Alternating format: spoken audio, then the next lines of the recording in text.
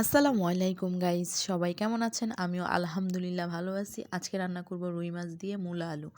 আমি প্রথমেই মাছটাকে ভিজিয়ে রাখলাম, ফ্রিজে ছিল। তারপর মূলা, আলু এগুলো সব কেটে নিলাম। আমি প্রথমেই পেঁয়াজ, কাঁচামরিচ এগুলো সব কেটে তারপর মূলা আলুটা কেটে নিলাম। তারপর এই যে মূলাটা সিদ্ধতে বসিয়ে দিলাম।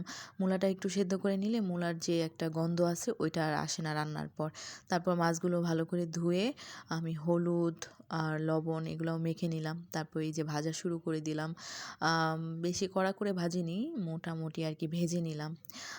ভেজে এই তো আমার মাছ ভাজাটাও অলমোস্ট শেষের দিকে। মাছ ভাজা তেলের মধ্যে আমি আরেকটু তেল দিয়ে পেঁয়াজ, কাঁচামরিচ এগুলোও দিয়ে দিলাম, দিয়ে একটু ভেজে নিলাম। ভেজে তারপর একটু আদা রসুন বাটা দিয়ে দিলাম, দিয়ে কিছু টমেটো দিয়ে দিলাম, দিয়ে একটু পানি দিয়ে দিলাম কষানোর জন্য। তারপর হলুদের গুঁড়া, মরিচের গুঁড়া, লবণ এগুলো দিয়ে আমি ভালো করে মশলাটা কষিয়ে নিলাম। তারপর কেটে রাখা আলুও দিয়ে দিলাম।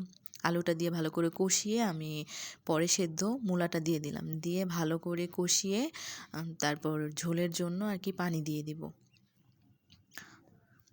পানিটা যখন ভালো করে গরম হয়ে আসবে তখন আমি ভেজে রাখা মাছগুলো দিয়ে দিব। মাছগুলো দেওয়ার পর যখন পানিটা মানে ঝোলটা একটু কমে আসবে তখন ধনিয়া পাতা ছিটিয়ে দেবো। এই তো আমার মাছ রান্না করা শেষ আলহামদুলিল্লাহ।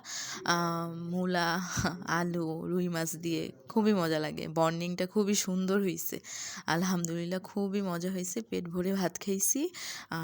সবাই আমার পেজে লাইক, ফলো, শেয়ার দিয়ে পাশে থাকবেন। আর আমার একটা ইউটিউব চ্যানেল আছে আকসাস মম কিচেন, সবাই একটু সাবস্ক্রাইব করে দিবেন প্লিজ। আল্লাহ হাফেজ, আসসালামু আলাইকুম।